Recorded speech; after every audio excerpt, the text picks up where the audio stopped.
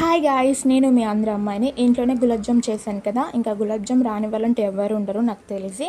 ఇంకా నేను ఎలా ప్రిపేర్ చేసుకున్నా అనేది అయితే చూపెడతాను. ఫస్ట్ అయితే గులాబ్ జామ్ ప్యాకెట్ కట్ చేసేసి దాంట్లో పిండి అయితే ఒక గిన్నెలోకి వేసేసుకొని కొన్ని పాలు పోసుకుంటే పిండిని అయితే సాఫ్ట్గా ఇలా పిండి ముద్దలా చేసేసుకున్నాను. దాంట్లో కొంచెం గీ వేసేసుకొని కలుపుకొని ఒక 5 మినిట్స్ పక్కన అయితే పెట్టేసుకున్నాను. ఈలోపు పాకం అయితే రెడీ చేసుకుంటున్నాను.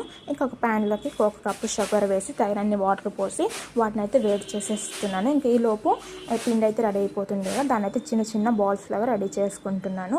ఒక్కొక్కటి ఒక్కొక్క సైజులో అయితే వచ్చాయి. ఇంకా ఈలోపు పాకంలో ఒక 2-3 ఇలాచీలు దంచి అయితే వేసేసాను. ఇంకా తర్వాత స్టవ్ మీద నూనె అయితే పెట్టేశాను. నూనె వేడైన తర్వాత దాంట్లో మనం బాల్స్లా చేసుకున్నాం కదా, వాటిని అయితే వేసేసి ఎర్రగా వచ్చేంత వరకు కాల్చుకొని పక్క అయితే పెట్టేశాను.